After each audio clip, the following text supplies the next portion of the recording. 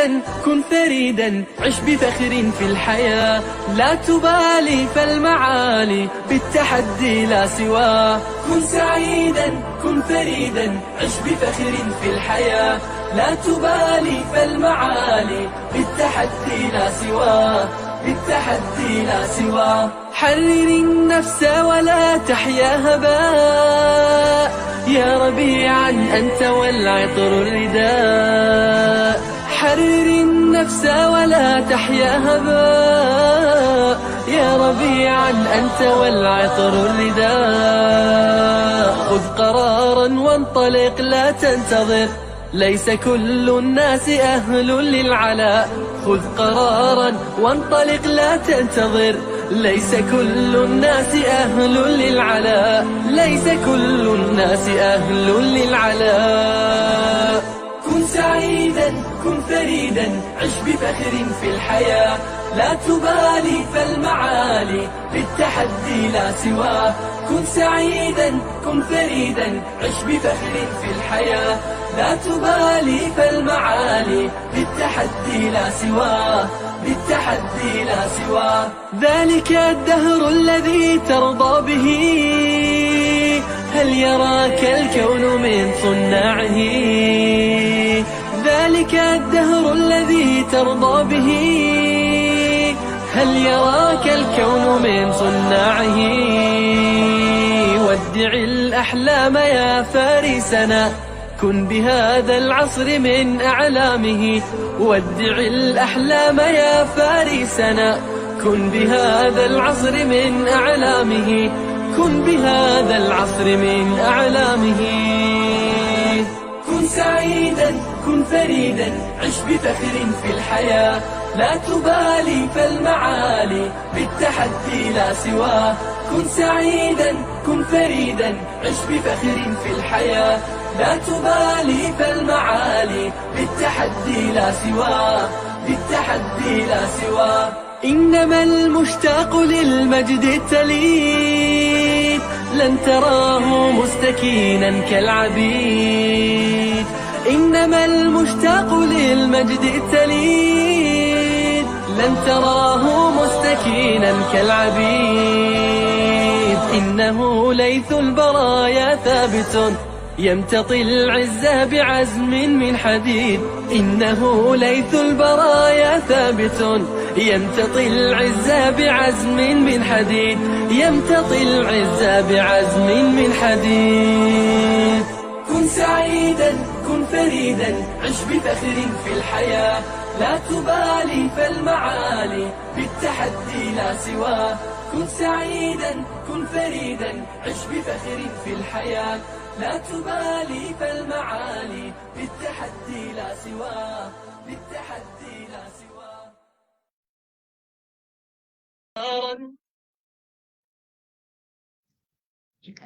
Bismillahirrahmanirrahim. Innal hamdalillah nahmaduhu wa nasta'inuhu wa nastaghfiruh wa na'udzu billahi min syururi anfusina wa min sayyiati a'malina. Man yahdihillahu fala mudhillalah wa man yudlilhu fala hadiyalah. Wa asyhadu an la ilaha illallah wahdahu la syarikalah wa asyhadu anna Muhammadan abduhu wa rasuluh. Amma ba'd. Rabbi shrah li sadri wa yassir li amri wahlul 'uqdatam min lisani yafqahu qawli. Rabbi zidni ilma warzuqni fahma. Allahumma inna nas'aluka ilman nafi'a wa rizqan tayyiba wa amalan mutaqabbala. Assalamualaikum warahmatullahi wabarakatuh. Apa khabar jemaah kita di Masjid Kampung Siglap pada pagi ini? Mudah-mudahan semuanya dalam keadaan yang sihat sejahtera hendaknya dirahmati Allah Subhanahu wa taala senantiasa. Okey, bagaimana kita pada pagi ini sudah bersedia untuk menyambung pengajian kita yang telah kita hentikan pada minggu lepas. Hentikan tu macam daripada tahun lepas pada minggu lepas kan. Okey, sebelum itu kita meraihkan teman-teman yang berada bersama dengan kita pada pagi ini di ruangan komen di situ. Kak Noh kita, Kak Noh kita, Assalamualaikum Ustazah, admin dan sahabat-sahabat, mendoakan Ustazah semakin beransur pulih insya-Allah. Waalaikumsalam warahmatullahi. InsyaAllah Kak Noh, teruskan mendoakan untuk saya ya, mudah-mudahan semakin sihat mudah-mudahan. Kita ada Cik Salimah kita di situ. Assalamualaikum Ustazah. Waalaikumsalam Cik Salimah. Cik Salimah sihat? Pendek je Cik Salimah kalau komen. Mudah-mudahan sihat ya Cik Salimah. Okey, Kak Zah kita juga ada pada pagi ini. Assalamualaikum warahmatullahi wabarakatuh. Moga Ustazah bertambah sihat pagi ini insya-Allah, insya-Allah. Okey, Zahira Zainuddin juga ada dengan kita. Assalamualaikum Ustazah Sakinah dan selamat pagi semua. Waalaikumsalam warahmatullahi Zahira. Selamat pagi. Terima kasih Zahira kerana setia bersama dengan Masjid Kampung Siglap. Setiap minggu ya Zahira ada bersama dengan saya ya. Alhamdulillah, terima kasih Zahira. Saya tak pernah jumpa Zahira secara fizikal ya. Mudah-mudahan satu hari. Okey, Ana Nur juga ada dengan kita. Assalamualaikum Ustazah. Semoga semua di bawah lindungan Allah. Amin, amin. Waalaikumsalam warahmatullahi. Terima kasih Ana. Dan juga Liza. Liza ni macam lama saya tak nampak. Hari Jumaat ada Sabtu. Oh saya yang dah lama tak bekerja. Okey, minta maaf Liza, saya yang dah lama tak bekerja ni. Okey. Assalamualaikum Ustazah admin dan teman-teman online. Waalaikumsalam warahmatullahi Liza. Okey, mudah-mudahan esok dapat bertemu ya Liza. Jangan ponteng kuliah Liza. Okey, warning jangan ponteng kuliah Liza. Jangan. Okey. Baik, hari ini kita akan mulakan pengajian di muka surat yang keberapa? Sila letakkan di ruangan komen. Saya nak lihat jawapan daripada jemaah semuanya. Okey, Cik Salimah, kita muka surat berapa hari ni?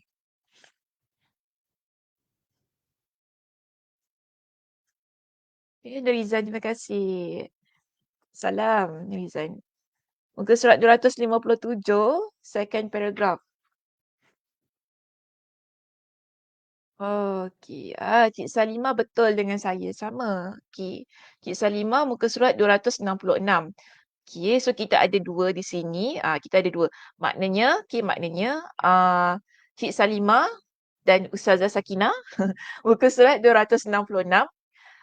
Jika yang lainnya di situ kan kita nampak berada di poin yang keempat. Okey, betul, poin yang keempat. Kak Azhar kata second paragraph, Zahira kata poin yang keempat, muka surat 257. So kita ada dua di situ. Admin boleh okey, second page.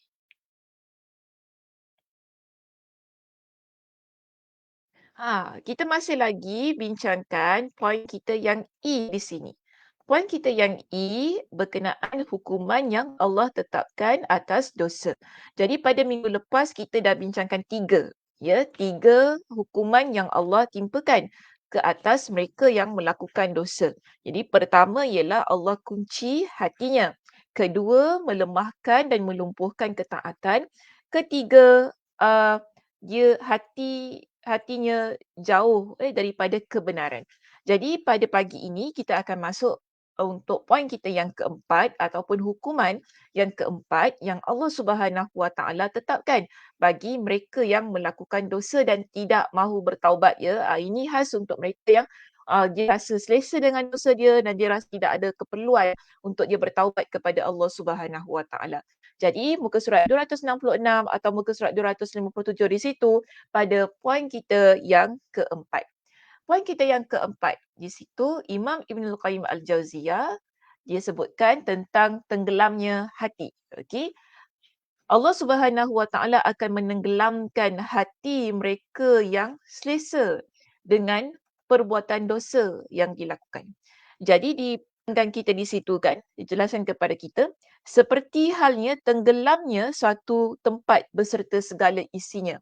Okey, kita bayangkan pada satu tempat yang mana dia tenggelam.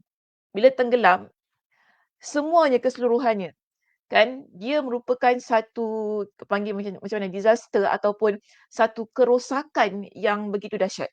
Kan? Begitu dahsyat untuk sebuah tempat.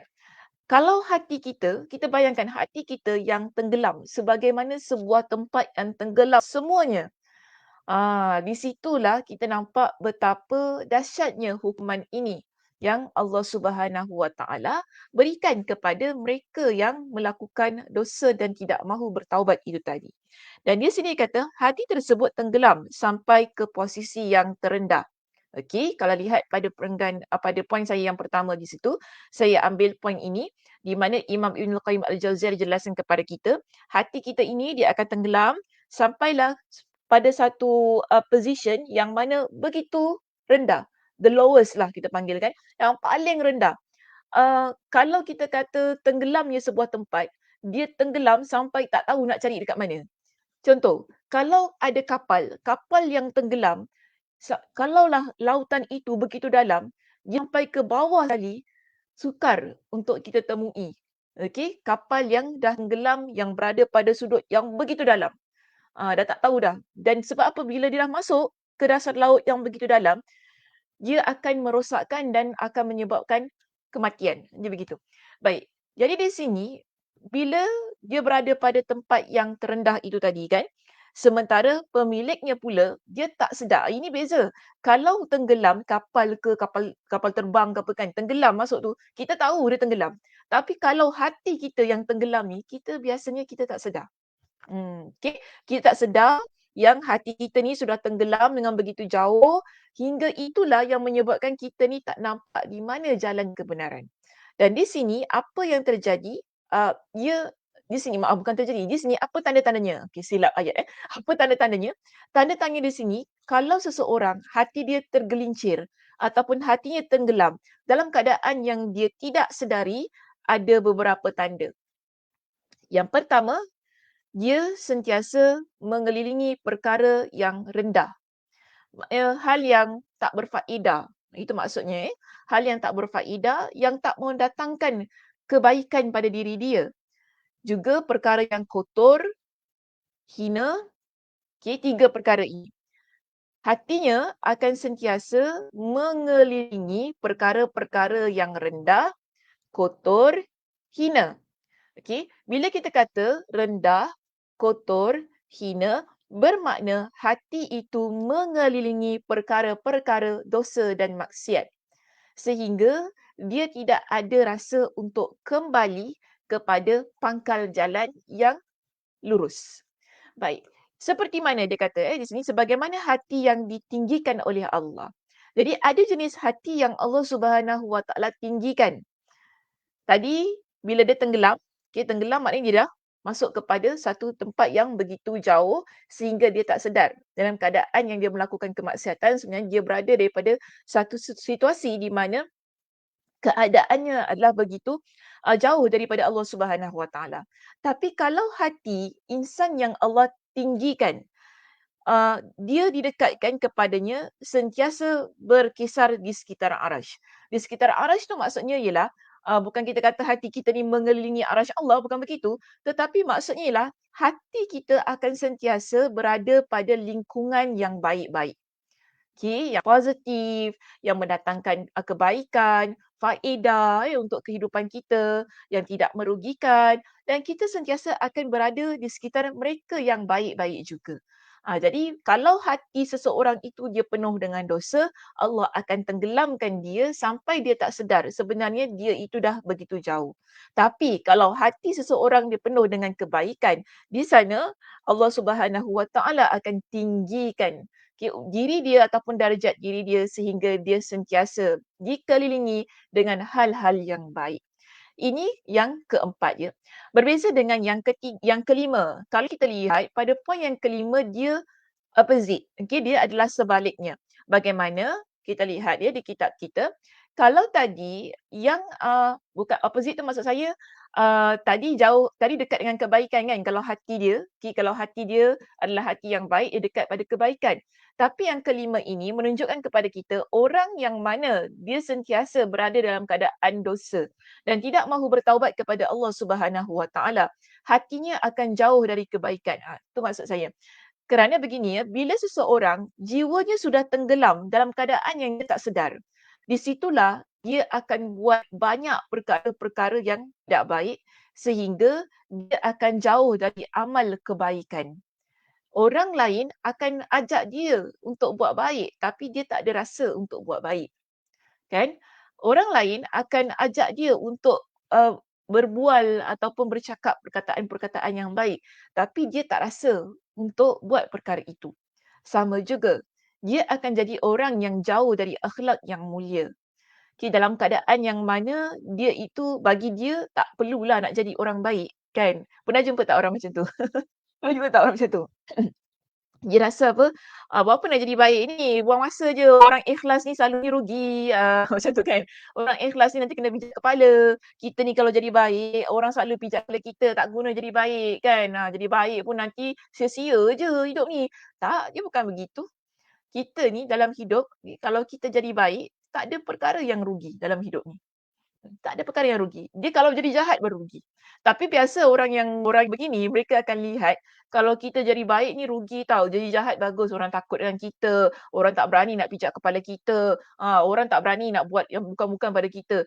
Kalau jadi baik ni, semua nak pijak kepala kita macam tu kan, dia rasa semikian. Tapi tidak, sebenarnya orang yang baik ni adalah orang yang bijak. Itu pendapat saya lah ya, orang yang baik adalah orang yang bijak. Kerana dia memilih jalan di mana Allah Subhanahu Wa Taala perintahkan kepada diri dia. Bijak dunia dan akhirat. Ya satu perkara juga yang perlu kita maklum sebagai seorang muslimah. Kita ni kalau jadi baik janganlah bodoh sangat. Minta maaf ayat tu kasar. Kalau jadi baik jangan bodoh sangat. Maksudnya kalau kita baik, alhamdulillah kita baik, tapi janganlah kita menjadikan diri kita ni mangsa. Ya. Biasa kan benda-benda macam ni kita nampak dekat TV tau. Kalau dia isteri yang solehah, baik kan. Suami dia buat apa, suami dia ketuk kepala dia, diam je. Macam gitu. Dekat TV, kat TV tu macam tu kan. Kita pun kata, teruknya kalau isteri solehah ni ya. Suami buat apa diam, suami tendang diam. Apa kan, abang jangan bang sakit bang. Gitu ya keadaannya. Adakah kita begitu? Wanita yang solehah dia wanita yang bijak sebenarnya muslimah. Dia tahu tentang hukum hakam agama. Dia tahu apa dia perlu buat dalam kehidupan dia. Bagaimana dia perlu membela diri dia sendiri. Orang yang baik ni dia begitu sebenarnya. Kita tak bodoh kan. Jangan menjadikan kebaikan ini sebagai sesuatu yang begitu negatif sampai orang nampak macam ni lah perempuan kalau baik ni bodoh macam tu. Selalu orang nampak macam tu kan. Kita jangan begitu. Kita kalau baik, kita kalau nak jadi solehah, mesti bijak. Okay, bijak maknanya kita tahu apa yang perlu kita buat, bagaimana kita perlu membela diri kita sendiri dan dalam keadaan-keadaan yang bagaimana kita perlu bertindak. Ini yang diajarkan oleh agama. Kan? Orang kita lihat sendiri, Nabi SAW adalah insan yang semulia-mulia insan di atas muka bumi ini. Tapi ada ke kalau orang buat jahat pada Nabi, Nabi diam je? Kan? Orang kata, kita nak serang Madinah, Nabi diam. Serang ah. Ada Nabi gitu? Tak. Nabi bertindak. Okay, sebelum dia datang Madinah, kita serang dia dulu. Adakah kita kata, itu tak baik? Adakah kita nak kata sedemikian? Tidak. Itu menunjukkan bahawa kita tahu bagaimana untuk membela diri kita, bagaimana untuk defense diri kita, dan bagaimana kita nak meletakkan kebaikan itu pada tempat yang betul. Jadi di sini, orang yang jahat itu tadi ataupun orang yang mana dia mendekatkan diri dia kepada kemaksiatan, dosa, dia sebenarnya yang rugi. Sebab dia jauh daripada kebaikan. Bukan orang yang baik, itu menjadi orang yang rugi. Bukan begitu. Ini kemungkinan ada perspektif yang silap lah daripada sudut kefahaman tentang kebaikan. Jadi kalau kita jadi orang yang banyak dosa, banyak melakukan maksiat, sehingga tak ada rasa untuk kembali kepada Allah, kita akan jauh daripada melakukan amal kebaikan. Sedangkan amal kebaikan itu Allah sentiasa buka ruangnya untuk kita lakukan. Ya, orang yang begini juga dia akan sentiasa berbual dengan perkataan-perkataan yang tidak baik. Kan? Maknanya dia jauh dari perkataan yang baik. Juga akhlak diri dia. Kenapa tentang akhlak diri dia? Dia akan buat kelakuan-kelakuan yang mana menyakiti orang lain. Perkataan kalau kita lidah kita tak baik, kemungkinan kelakuan kita boleh jadi tak baik juga. Orang yang mana dia dah rasa tak ada nak buat baik ni kan, dia peduli apa kalau tindakan dia adalah tindakan yang salah. Dia peduli apa kalau dia menzalimi orang lain. Dia peduli apa kalau dia sakitkan hati orang lain. Ini yang kita kata dia jauh dari kebaikan. Dia takkan fikir kan, peduli apa kau sakit hati? Sakit hati lah kan. Penting aku nak cakap apa yang aku nak cakap. Orang yang begini, dia fikir apa yang orang lain rasa. So sebab itu kita ni kena banyak istighfar kepada Allah Subhanahu Wa Taala. Okay, sebelum kita buat apa-apa, sebelum kita cakap apa-apa, sebelum kita ni uh, nak buat benda yang jahat ni kan, kita kena fikir betul-betul. Fikir banyak-banyak. Istighfar terlebih dahulu kepada Allah Subhanahu Wa Taala. Ya, betul ke kalau saya buat begini dalam keadaan yang kita ni baik ya, muslimah, okey, masya-Allah ya, mudah-mudahan ya kita ni baik kan. Kita nak buat perkara yang jahat tau sekarang ni. Okey, contoh, kita nak balas balik kata-kata kawan kita tadi kan, dia cakap benda yang tak baik kan. So kita rasa kita nak balas balik kerana kita dah marah tadi kan, marah. Kita balas sebab kita marah ataupun kita balas sebab kita nak menegakkan kebenaran. Dua tu, kena fikir dulu. Aku nak cakap ni sebab aku marah ke, sebab aku tak terima ke, macam mana? Okey. Ataupun kita ni nak beritahukan kepada dia perkara yang betul. Sebab, okey, kalau kita gunakan emosi ketika kita nak menjelaskan kebenaran, di situ dia tak jadi tau muslimah. Dia tak jadi. Sebab apa? Kalau kita cakap dengan kata-kata, kita nak tegakkan kebenaran. Tapi kalau kita cakap dengan kata-kata yang menyakitkan, dia bukan satu hal yang boleh membantu untuk menegakkan kebenaran. Kebiasaannya begitu. Kita ingat begini, Nabi Musa ketika dia berdakwah kepada Firaun, Firaun ni orang kata laknatullah, laknatullah, Allah laknat hidup dia. Sebab apa? Dia mengaku diri sebagai Tuhan dan dia menzalimi orang lain dan dia banyak buat perkara-perkara yang jahat dalam kehidupan dia. Tapi Allah pesan kepada Nabi Musa, kau pergi kepada Firaun, tapi kau gunakan kata-kata yang baik. Gunakan kata-kata yang layyinah. Allah kata gitu, gunakan kata-kata yang baik. Kita secara logiknya, kita akan fikir, orang tu jahat kot, kenapa kita nak buat, kenapa kita nak cakap baik-baik dengan dia, dah dia tu jahat, kan. Dah tu sindir-sindir Nabi Musa, kan anak angkat, aku kutip engkau dulu, aku jaga engkau dulu, tak ingat-ingat ke. Dia kata gitu kepada Nabi Musa. Kita kalau betul-betul kena kat tempat kita peng kan, kita mesti cakap, kau ni, kita akan cakap balik kan dengan kata-kata yang tak baik. Tapi Allah ingatkan kepada Nabi Musa.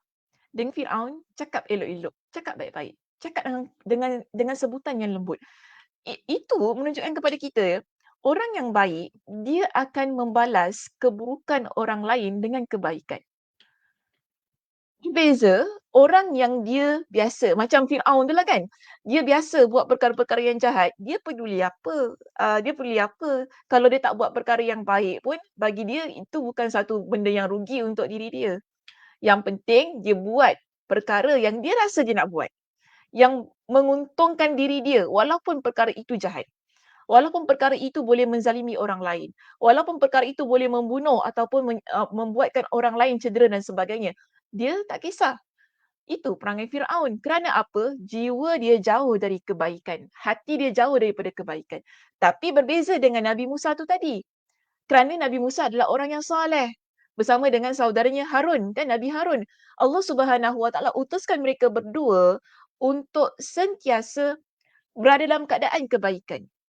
Okay, berada dalam keadaan kebaikan, bercakap perkara-perkara yang baik. Kerana hati mereka adalah hati yang sentiasa mengelilingi pada redha Allah Subhanahu Wa Taala. Okey, baik, itu yang kelima. Yang keenam, kita lihat di sini.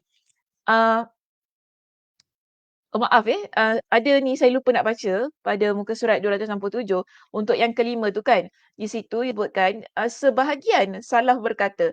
Jadi untuk menjelaskan tentang jauh dari kebaikan amal, jauh daripada perkataan yang baik, jauh daripada akhlak yang mulia ya. Di situ dia kata ada sebahagian salaf, ni pendapat di kalangan ulama salaf ya, yang mana mereka kata sesungguhnya hati itu berkeliling, hati itu dia pusing, berpusing. Di antaranya ada yang mengitari di sekitar Arash. Maknanya di sekitar Arash Allah. Ada juga sebahagiannya lain berkisar ataupun berkeliling di sekitar Hushi. Hushi itu maksudnya adalah tempat buang hajat. Ini tempat yang tak baik lah, senang kita katakan. So, kita dapat dua. Okay? Dapat dua poin di sini. Untuk poin kita yang kelima, hati orang yang mulia ianya akan sentiasa mengitari arash, bermaksud ia sentiasa dekat dengan Allah Subhanahu Wa Taala. Namun hati orang yang jahat, maknanya hatinya banyak dosa, banyak maksiat dan sampai dia tak ada rasa untuk bertaubat kepada Allah Subhanahu Wa Taala. Hati yang begini ialah hati yang sentiasa mengelilingi tempat yang kotor. Senang kata, hati itu mudah untuk buat perkara-perkara ataupun menyarankan melakukan perbuatan-perbuatan yang tidak baik. Okey, baik. Seterusnya, kita pergi kepada poin kita yang ke-6 di situ. Berlaku perubahan pada hati seseorang. Perubahan pada hati di sini, okey, Imam Ibn Al-Qayyim Al-Jauziyah, dia kata perubahan itu akan menyebabkan seseorang dia berubah sebagaimana hati haiwan. Okey, contoh sebelum tu dia kata perubahan hati seperti halnya perubahan bentuk tubuh. Kita, kalau badan kita sakit kan, dia akan berubah. Okey, dia lemah, tak kuat. Contoh kalau kita ada jari, kemudian jari kita sakit, patah ke apa kan, dia tak boleh nak angkat dan sebagainya. Hati juga begitu. Akan berubahlah hati kita ini bila ianya banyak melakukan dosa dan maksiat. Bagaimana? Okey, di sini Imam Ibn Al-Qayyim Al-Jauziyah dia berikan kepada kita dengan perubahan hati yang mana dia kata berubah menjadi sebagaimana hati haiwan. Okey, sehingga mirip dengannya dari segi perilaku dan tabiat. Bila hati dia berubah seperti hati haiwan, sebenarnya kasar dia punya penerangan ini, tapi itulah kebenarannya. Kasar dia punya penerangan. Namun dia kata di sini, kalaulah hati kita ni berubah kepada, hati haiwan itu tadi kan, senang kata ialah hati ini ialah hati yang tidak berperi kemanusiaan. Hati yang mana tak ada rasa, tak ada rasa, untuk buat baik dan sebagainya, untuk memandang orang dengan penuh ihsan, simpati, empati, itu semua tak ada. Kerana apa? Jiwa dia dah berubah sebagaimana hati haiwan, daripada sudut perilakunya dan tabiatnya. Baik, di sini diambil kepada kita ni dengan penerangan daripada pentafsiran Sufyan ibn Uyainah untuk firman Allah Subhanahu Wa Taala dalam surah Al-An'am pada ayat yang ke-38. Sebelum itu kan, di atas itu diterangkan kepada kita, sebahagian hati diubah menjadi hati babi kerana pemiliknya memang sangat mirip dengan haiwan ini. Sebahagian lagi diubah menjadi hati anjing, keldai, ular, kalajengking dan seterusnya. Inilah pentafsiran Sufyan bin Uyainah terhadap firman Allah Subhanahu Wa Taala. Okey, dalam surah Al-An'am ayat yang ke-38, Allah Subhanahu Wa Taala berfirman. Allah kata, "Wa ma min dabbatin fil ardi wala ta'irin yatiru bi janahaihi illa umamun amsalukum." Maksudnya, dan tidaklah binatang-binatang yang ada di bumi dan burung-burung yang terbang dengan kedua sayapnya, melainkan umat-umat juga seperti kamu. Baik, di sini Sufyan ibn Uyainah dia kata, ada antara mereka iaitu di kalangan manusia ini, mereka memiliki tabiat seperti binatang buas yang suka memangsa. Ini maksudnya bila hati itu berubah menjadi seperti hati haiwan. Dia ada sikap yang mana suka memangsa kan. Kita tak nafikan ada orang begitu. Dia suka uh, ambil scammer lah. Scammer kan macam tu kan. Dia ni suka nampak orang yang ada potensi untuk dia scam, dia akan jadikan mangsa kan begitu kan. Jiwa dia dah tak ada kalau kita kan kesian takkan nak ambil duit daripada makcik tua tu kan. Kita akan fikir gitu kalau kita ni orang yang baik. Betul tak?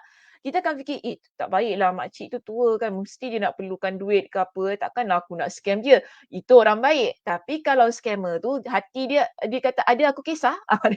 Ada aku kisah. Hati dia macam tu. Ada aku kisah dia tua ke, ada miskin ke apa ke, yang penting duit dia aku dapat.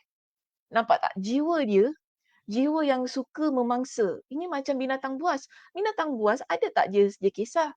Kancil ke, rusa ke, ini anak arnab ke apa kan.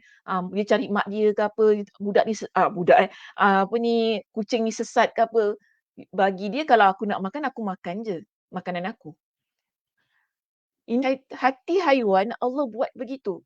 Sebab tu kita kata, kenapa singa tu baham tu kan, kesiannya.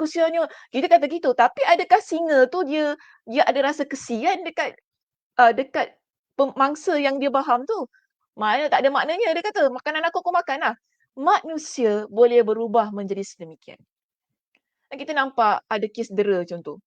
Kan? Orang dera pembantu rumah contoh. Kenapa Kenapa hati dia macam haiwan? Nampak tak? Macam tak berperi kemanusiaan. Kerana jiwa dia adalah jiwa yang dah rosak. dia dah tak rasa dah lagi. Apa yang dia buat itu sebenarnya adalah dosa. Apa yang dia buat itu adalah maksiat. Dan dia tak rasa dia buat pada orang lain yang menjadi mangsa dia itu adalah hal yang sepatutnya dia tak buat. Jiwa dia dah mati kan, nampak? Dalam keadaan yang begini, ya, Allah Subhanahu Wa Taala boleh mengubah hati orang menjadi sedemikian. Sebab jangan lupa, pada minggu lepas saya dah ingatkan, hati kita ini milik Allah. Kalau kita biarkan hati itu berada dalam keadaan kemaksiatan tidak taat kepada Allah, Allah boleh membolak-balikkan pada bila-bila masa yang dia inginkan. Sebab itu kita banyak berdoa kan, ya muqallibal qulub tsabbit qalbi dinik, sebagaimana yang telah saya sentuh pada minggu lepas. Jadi dalam keadaan yang begini ya, kita tak nak hati kita ni Allah ubah menjadi sebagaimana hati haiwan itu tadi. Sehingga kita tak rasa apa yang orang lain rasa. Sehingga kita tak kisah kalau kita nak jadikan dia mangsa ataupun kita nak jadikan dia orang yang teraniaya oleh diri kita sendiri. Kita tak nak menjadi orang yang sedemikian. Tapi boleh jadi boleh. Kalau kita terus-terusan membiarkan diri kita dalam keadaan dosa dan maksiat. Di sini, diberikan bagi kepada kita dengan contoh. Sebahagian lagi seperti tabiat anjing, babi dan keldai. Sebahagian lagi bertingkah seperti burung merak dari segi pakaian. Sebagaimana perilaku burung merak terhadap bulu-bulunya. Maknanya sombong. Nampak tak? Hatinya sombong, megah. Merak kan macam tu kan? Sombong dia. Dia tunjukkan kat orang dia punya bulu tu kan. Itu jiwanya sombong. Kita kalau ada jiwa sombong, kita tunjuk pada orang, oh tengok show off kan. Macam merak lah macam itu keadaan dia. Jadi sini hati dia tak ada rasa malu, tak ada rasa segan kan. Kalau dia rasa nak tunjuk, dia tunjuk. Begitu. Kemudian, kita lihat di sini. Ada yang bodoh seperti keldai. Ada pula bodoh seperti keldai. Ya betul. Dalam keadaan sedemikian kan. Dah bodoh, sombong. Macam gitu keadaan dia kan. Dah bodoh, sombong pula adik ni. Aduh, hai. Sama juga. Kan, keldai begitu dalam keadaan yang mana dia tak bijak. Tapi dia rasa dia boleh buat. Keldai begitu keadaannya. Lalu di sini sebahagian lagi bersifat ego seperti ayam jago. Ayam jago pun masuk sekali. Ada yang jinak seperti merpati, ada jinak-jinak merpati ya begitu ya. Sebahagian lagi dengki seperti unta, ada yang seluruh tubuhnya baik seperti kambing, sebahagian lagi mirip dengan serigala dan sebahagian lagi mirip musang sebab dia menipu seperti tipuan musang. Maka di sini hati seseorang Allah Subhanahu Wa Taala boleh ubah hati itu menjadi seperti mana hati haiwan. Itu maksud, antara maksudlah yang diberikan oleh Sufyan ibn Uyainah pada surah Al-An'am ayat yang ke-38 daripada firman Allah Subhanahu Wa Taala itu tadi. Dan Allah Subhanahu Wa Taala kadang-kadang menyerupakan orang yang bodoh dan sesat dengan keldai, kadang-kadang juga dengan anjing dan kadang-kadang seperti binatang ternak. Ini ada dalam Al-Quranul Karim, Allah Subhanahu Wa Taala sebutkan. Ya, penyerupaan ini menguat sampai perkara yang batin hingga keadaan ini nampak pada jasad kasar iaitu fizik dan dapat dilihat oleh orang-orang yang mempunyai firasat. Hal ini juga nampak pada tingkah laku yang dapat disaksikan masyarakat. Jadi kita nampak kan, orang tu dia tak sedar. Kita kadang-kadang nampak orang jahat, macam binatang perangai dia, nampak tak? Macam gini perangai dia gitu kan. Teruk perangai dia ni kan, binatang pun sayang anak. Contoh gitu, kita kata gitu kan.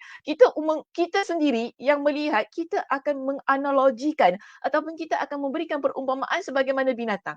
Tapi itu bukan hal yang kita kata tak logik, memang logiknya. Sebab ada logiknya di situ. Sebab apa? Allah Subhanahu Wa Taala ada sebutkan dalam Al-Quran. Contoh ya, kita lihat. Uh, Allah Subhanahu Wa Taala dalam surah Al-Baqarah, Allah Subhanahu Wa Taala ada memperumpamakan manusia ini sebagai kera, kan? Walaqad alimtumul ladzina i'tadaw minkum fis sabti faqulna lahum kunu qiradatan khasiin.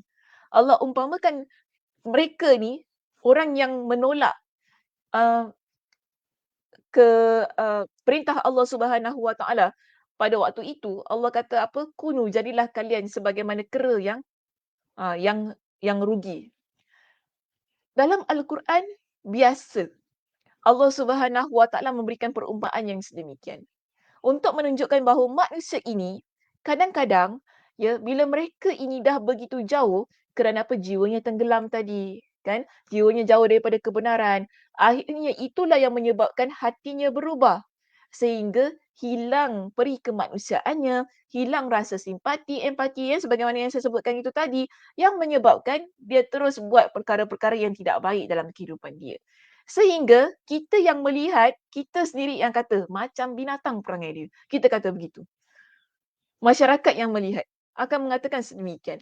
Perkara ini terus-menerus menguat sampai citra dirinya pun bertambah buruk, bahkan dapat berubah dengan izin Allah. Itulah perubahan yang sempurna ketika Allah mengubah bentuk tubuhnya menjadi bentuk tubuh haiwan sebagaimana yang pernah terjadi pada sebuah kaum itu dan yang semisalnya. Allah akan melakukan hal yang serupa terhadap satu kaum dari umat ini, yakni mereka akan diubah menjadi kera dan babi. Itu ada Allah Subhanahu Wa Taala sebutkannya dalam Al-Quran. Ya subhanallah, dia kata, berapa banyak hati yang terbalik sementara pemiliknya tidak menyedari.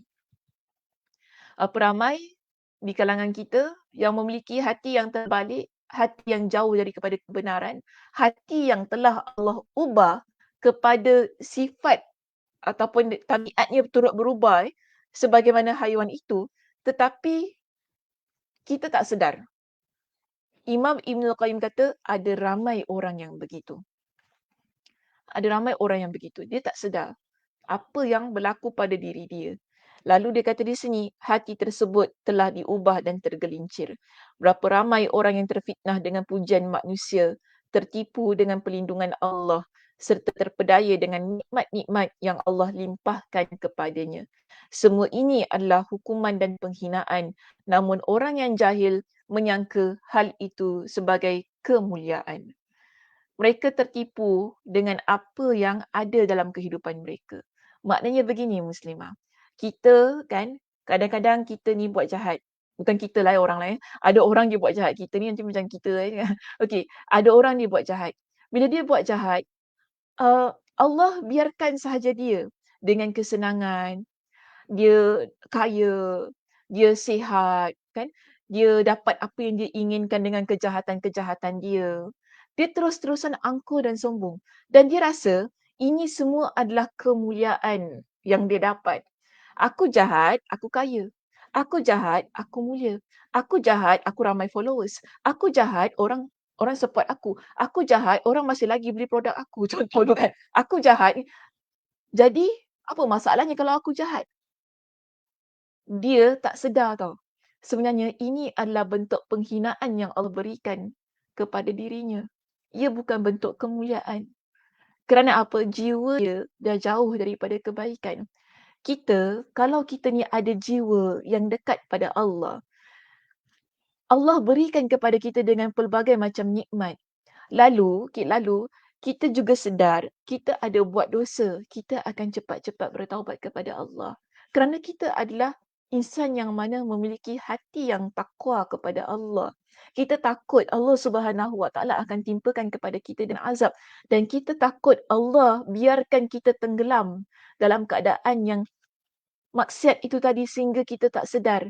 Sebenarnya diri kita ini sudah Allah Subhanahu Wa Taala jauhkan dari kebenaran. Orang yang bertakwa dia begitu. Kan dia akan takut. Dia senang dia takut. Dia kaya dia takut. Okay? Dia ada kebahagiaan dia takut. Kerana apa? Semua itu adalah nikmat Allah Subhanahu Wa Taala yang dia tahu hanya pinjaman dari Allah Subhanahu Wa Taala. Itulah yang akan menjadikan diri dia orang yang lebih dekat kepada Allah. Hatinya kan lebih bertakwa kepada Allah. Dia akan jaga hati dia, lebih ada rasa simpati kepada orang lain, takut untuk buat kejahatan. Orang yang baik dia begitu Muslimah. Tetapi kalau orang yang sebagaimana kita bincangkan pada pagi ini, kesemua ini, mereka tak rasa apa yang mereka peroleh daripada sudut kebahagiaan contohnya, dalam keadaan dia buat maksiat kan, daripada sudut kekayaan, rezeki, dia tak rasa apa yang dia buat itu adalah perkara yang salah. Dia akan kata, aku buat gini pun aku kaya, aku buat gini pun orang suka aku buat gini. Dia akan menggunakan hal-hal yang semikian. Yang sebenarnya lupa, itu adalah bentuk penghinaan yang Allah berikan kepada dia. Yang mana dia sudah tenggelam dengan dosa-dosanya sendiri. Dan Allah Subhanahu Wa Taala dah kunci hati dia untuk melihat kebenaran. Kita kata apa? Wal'iyazubillah. Kita berlindung kepada Allah daripada situasi yang sedemikian. Kita tak nak hati kita ini jadi hati yang Allah tenggelamkan itu tadi. Allah jauhkan daripada kebaikan. Kita nak hati yang dekat kepada Allah Subhanahu Wa Taala. Ini yang selalu kan saya sebut qalbun salim, hati yang selamat. Hati yang selamat ialah hati yang sentiasa dia akan gusar. Kan maksud gusar tu ialah dia akan risau, dapat ni dapat anugerah contoh dapat anugerah, dapat ni semua nikmat daripada Allah. Apa yang perlu kita buat? Ya, kita bahagia, kita gembira, itu adalah satu rasa yang wajar. Okey? Tetapi dalam masa yang sama, kita risau. Itu yang menyebabkan kita lebih dekat kepada Allah Subhanahu Wa Taala. Mudah-mudahan ia bukan bentuk penghinaan sebenarnya, tapi ia adalah satu bentuk yang mana Allah betul-betul nak muliakan diri kita ini dengan setiap apa yang Allah Subhanahu Wa Taala berikan kepada diri kita. Okey? Baik, seterusnya kita lihat pada poin kita yang ketujuh pada pagi ini. Okey? Ini poin kita yang terakhir untuk pagi ini, iaitu makar Allah. Makar Allah ini akan Allah Subhanahu Wa Taala berikan kepada mereka yang melakukan makar. Makar tu maksudnya tipu daya. Okay, dia ada buat tipu daya dalam kehidupan dia ini, menipu daya Allah dan juga menipu daya makhluk yang ada di sekitarnya. So ada dua keadaan di situ. Baik, kita lihat kita baca terlebih dahulu di sini. Okey, makar Allah terhadap orang yang berbuat makar. Okey, Allah turunkan makarnya kepada mereka yang buat makar, iaitu buat tipu daya. Tipuannya terhadap orang yang suka menipu. Allah akan memberikan satu hal yang mengkaburkan mata dia kerana apa? Orang ini suka menipu. Allah Subhanahu Wa Taala akan berikan penghinaannya terhadap orang yang suka menghina. Allah Subhanahu Wa Taala akan berikan penyesatan terhadap hati yang condong dan tidak mahu menerima kebenaran. Jadi, macam ini ya muslimah. Kita ini Allah akan beri sesuai dengan cara hidup kita. Lifestyle kita bagaimana? Kalau lifestyle kita adalah lifestyle yang cenderung kepada kebaikan, cenderung kepada ilmu, cenderung kepada hal-hal yang membantu orang lain, Allah akan lorongkan kita untuk sentiasa berada pada situasi itu. Tetapi kalau lifestyle kita adalah lifestyle yang dekat kepada keburukan, kan? Suka maki-maki contohnya, suka mengumpat orang, ya, suka menganiaya orang lain, suka tikam belakang kawan, suka ambil hak milik orang lain. Kalau lifestyle kita begitu, yang kita rasa memang aku dah macam gitu, kau nak suruh aku buat apa? Macam tu kan? Kita rasa begitu, Allah akan teruskan dan teruskan. Maknanya Allah akan biarkan kita berada dalam keadaan yang begitu. Sebab itu pilihan kita. Dan di sini Imam Ibn Al-Qayyim Al-Jauziyah dia kata apa? Di antaranya adalah membalikkan hati sehingga dia melihat kebatilan sebagai kebenaran. Jadi orang yang memiliki cara ataupun gaya hidup yang jauh daripada Allah, Allah Subhanahu Wa Taala akan membalikkan hati dia sehingga dia melihat kebatilan sebagai kebenaran. Hal yang jahat dia akan nampak sebagai baik. Orang yang dah dibalikkan hatinya begitu keadaannya. Kebenaran sebagai kebatilan.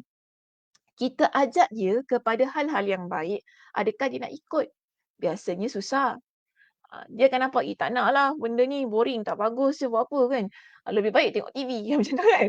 Lebih baik tengok TV kan. Kita ajak pergi kuliah contoh kan. Jom pergi kuliah. Nak tak? Kita pergi kuliah. Tak nak boring. Dia akan nampak begitu. Tak nak boring. Buat apa tak suka Ya. Okey. Lebih baik aku tengok Netflix. Macam tu kan. Lebih baik aku tengok Netflix kan. Okey, dia rasa begitu. Hati-hati ya muslimah, hati-hati. Kita kalau ada rasa yang begini, kita nampak benda baik sebagai sesuatu yang kita tak suka, hati-hati. Ini mungkin tanda yang Allah nak tunjukkan kepada kita, kita ni dah sikit lagi nak tenggelam dah tu. Hati-hati kita. Okey? Cuba kita koreksi kembali. Bagaimana kita ni ketika kita melihat kebaikan? Bagaimana hati kita bila kita nampak orang buat baik? Bagaimana hati kita bila kita duduk di tempat-tempat yang baik? Bagaimana hati kita ini bila ada orang lain ajak untuk menyertai perkara-perkara yang baik? Majlis ilmu contohnya. Bagaimana hati kita ni? Kita suka? Kita tak suka? Kita benci? Kita menyampah bagaimana? Di situ kita boleh lihat tanda hati kita dah mahir ataupun tidak. kalau kita benci, kalau kita tak suka, kalau kita menyampah, kan ini masalah ni. Hatinya rosak. Tapi kalau kita kata ustazah benci tu bukan sebab tak suka kan ustazah, tapi tak sukalah kadang-kadang ni ada dia campur-campur dengan maksiat juga. Okay, itu okeylah kan. Tengoklah kenapa kita benci. Sebab ada majlis ilmu campur dengan maksiat ya. Saya tak nafikan juga. Kan sebab tu saya ni kadang-kadang memilih juga tempat nak mengajar di mana kan dengan siapa. Memilih juga saya ni. So kita kena lihatlah keadaan-keadaan itu. Tapi yang penting di sini, tanda hati seseorang itu telah Allah terbalikkan bila kebenaran yang ada di hadapan mata dia, dia tak lihat ia sebagai sesuatu yang boleh mengubah diri dia. Okey? Dia lihat itu sebagai peluang untuk menjadikan dirinya orang yang lebih baik. Di sini kita lihat, uh, Imam Ibn Al-Qayyim Al-Jauziyah diterangkan lagi, perkara yang makruf sebagai kemungkaran. Makruf tu maksudnya ialah hal yang baik dianggap sebagai perkara yang mungkar. Dan kemungkaran sebagai perkara yang makruf pula. Terbaliklah begitu ya. Hati itu merosak bila keadaan sedemikian berada pada diri kita. Maknanya hatinya adalah hati yang rosak. Tetapi menyangka telah memperbaiki. Kita rasa hati kita baik, kita rasa hati kita bagus, kita rasa kita okey, kan begitu kan? Dia menghalangi manusia dari jalan Allah. Dia menghalangi manusia dari jalan Allah. Ada orang, jom lah aku nak pergi sana. Tak payah pergi sana. Kau pergi sini lah. Kau join aku lah kan. Ni lagi fun apa. Itu nanti besok-besok boleh pergi lah. Cakap begitu. Kita cakap begitu kepada kawan kita. Ataupun di sini kata, maknanya dia menghalangi tadi tetapi menyangka telah menyeru kepada jalan Allah. Tapi sebab dia kata apa? Esok-esoklah pergi. Aku tak halang kau langsung apa. Nampak tak ayat tu? Aku tak kata jangan pergi. Nanti next time apa boleh pergi. Kan? Adakah aku menghalang kau langsung daripada jalan Allah? Tak. Dia rasa sebegitu. Kerana dia kata, untuk ni je bagi dia. Tapi esok-esok kau nak pergi, kau pergi lah. Macam gitu kan. Dia rasa sedemikian. Lalu, orang ini, dia membeli kesesatan dengan petunjuk. Orang yang begini, dia menyangka berada di atas petunjuk Allah. Dan dia mengikuti hawa nafsunya, tetapi menyangka telah mentaati penciptanya. Semua ini adalah hukuman dosa yang menimpa hati seseorang. Okey, semua itu adalah hukuman dosa yang telah menimpa hati seseorang. Di antaranya lagi, dia jelaskan kepada kita lagi di sini, tertutupnya hati dari Allah di dunia ataupun tertutupnya hati terbesar terjadi pada hari kiamat. Hati seseorang itu dia tertutup bukan sahaja di dunia tetapi juga di hari kiamat.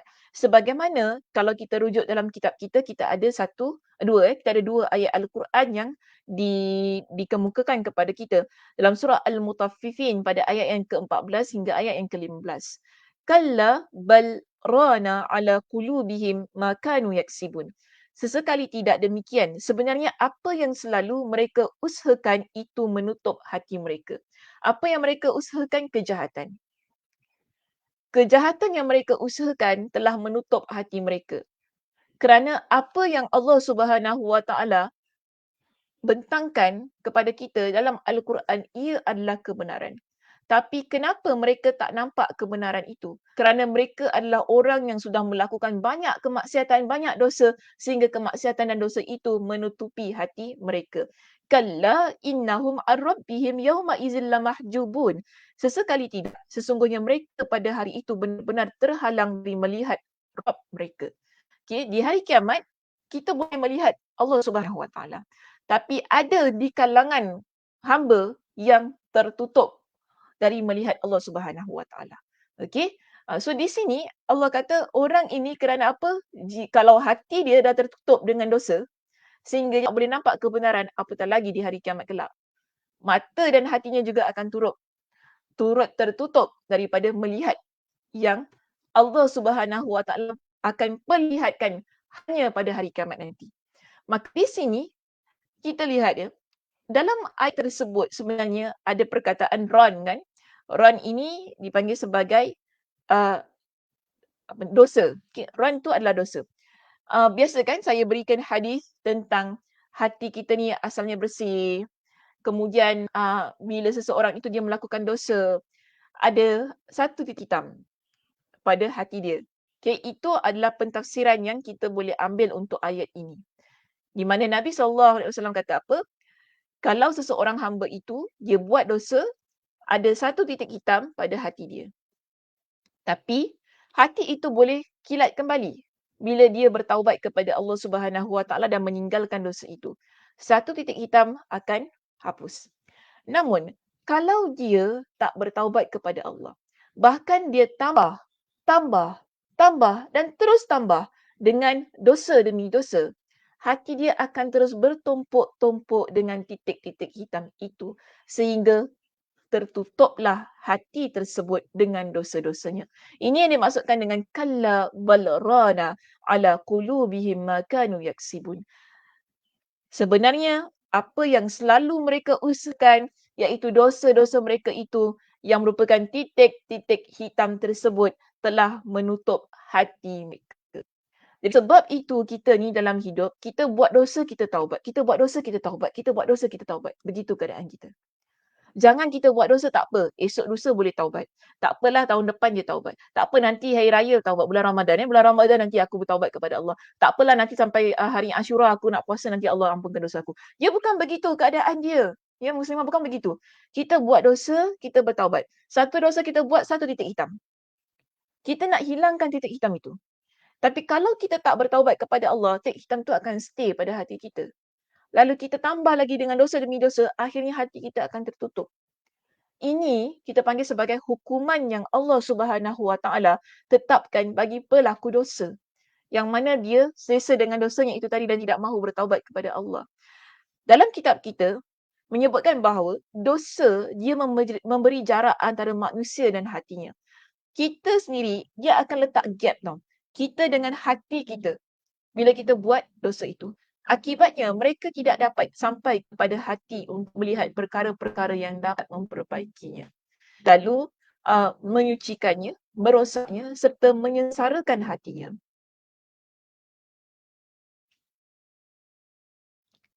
Kejap ya, bunyi kapal terbang ni mengganggu saya. Ya.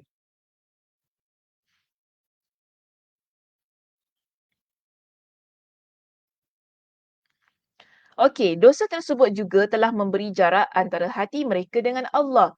Jadi ada dua kesan ya di sini. Ada dua kesan. Pertama, bila kita buat dosa yang dah ada titik-titik hitam tadi kan dalam hati kita dah tertutup kan. Kita dengan hati kita tu sendiri ada gap, ada jarak. Sehingga kita tak dapat connection. Okey? Wifi dia tak kuat. Ya, tak sampai kerana dah terlindung dengan titik-titik hitam itu. Bukan itu sahaja. Hati kita dengan Allah juga ada jarak. Okey, hati kita dengan Allah juga berlaku ada jarak, ada gap di sana. Dampaknya kesannya, hati tidak dapat sampai kepadanya untuk mendapat kemenangan dengan berada di dekatnya, kemuliaannya dan menyejukkan mata dan mententeramkan jiwa dengannya. Bahkan dosa telah menjadi penutup antara mereka dengan hati serta antara mereka dengan penciptanya. Dosa telah menjadi jarak antara kita dengan hati kita dan kita dengan pencipta kita iaitu Allah Subhanahu Wa Taala. Ini juga sebagaimana firman Allah Subhanahu Wa Taala pada ayat yang berikutnya dalam kitab kita di sini ya. Wan a'rada an zikri fa inna lahu ma'isyatan dhanka wa nahsyuruhu yaumal qiyamati a'ma. Dan barang siapa yang berpaling dari peringatanku, maka sesungguhnya baginya kehidupan yang sempit. Kita bila kita berpaling daripada ketaatan, kita tak nak solat, tak nak jadi muslimah yang baik, tak nak berzikir kepada Allah, tak nak buat perkara-perkara yang boleh membawa kita masuk ke dalam syurga Allah, maknanya kita berpaling dari Allah Subhanahu Wa Taala. Orang yang begini Allah kata mereka itu akan diberikan dengan kehidupan yang sempit. Ma'isyatan dhanka wa nahsyuruhu yaumal qiyamati a'ma, dan kami akan himpunkan pada hari kiamat dalam keadaan yang buta. Na'udzubillahi min dzalik. Okay. Kehidupan yang sempit ditafsirkan sebagai azab kubur dan tidak disangsikan lagi bahawa azab kubur memang termasuk kehidupan yang sempit. Okey, sampai situ saja pembacaan kitab kita pada hari ini. Okay, insya-Allah kita akan sambung sebab ni kalau baca tak habis lagi ni. Banyak lagi ya untuk poin kita yang E di sana. Okey, itu sahaja perbincangan kita untuk pagi ini. Mudah-mudahan Allah Subhanahu Wa Taala memberikan kepada kita dengan taufik dan hidayah ya dengan motivasi yang kuat untuk beramal pada setiap apa yang kita bincangkan pada hari ini. Okay, ingat ya, apa yang kita bincangkan hari ini sebagai satu bentuk muhasabah bagi diri saya dan kita semua. Saya memang sebenarnya bersyukur tau mengajar kitab ini. Dah 2 kali saya mengajar kitab ini. Alhamdulillah. ia memberikan banyak kesan yang baik untuk diri saya, untuk hati saya. Alhamdulillah. Mudah-mudahan ya kepada mereka yang juga mengikuti pengajian ini secara konsisten, kerana ia mengajar kepada kita untuk membentuk jiwa kita ni agar sentiasa bersih, sentiasa ingat kepada Allah, agar jauh daripada perkara-perkara yang tidak baik. Kerana apa? Orang yang dekat dengan perkara-perkara yang tidak baik itu, dia memberikan banyak kesan pada jiwa dan kehidupan dia. Dan kita biasanya, kita nak hidup kita ni adalah hidup yang tenang, hidup yang damai dalam apa jua keadaan. Apa maksud saya apa jua keadaan? Kalau kita susah, kita tenang. Kita sakit, kita tenang, kan? Kita senang pun kita tenang. Maknanya semua tenang. Ada orang dia senang tapi tak tenang ya, okey. So kita lihat keadaan kita ini, susah, senang, sakit, sihat, semua ni kan. Kalau kita tenang bermakna jiwa kita sihat, Muslimah. Dan kita nak kehidupan yang begitu. Ketenangan, kedamaian yang mana ianya adalah dari Allah Subhanahu Wa Taala. Tetapi ketenangan dan kedamaian itu kita peroleh dengan taat kepada Allah. Jaga itu satu. Ihfazillah yahfazka. Kalau kamu jaga Allah, maka Allah akan jaga.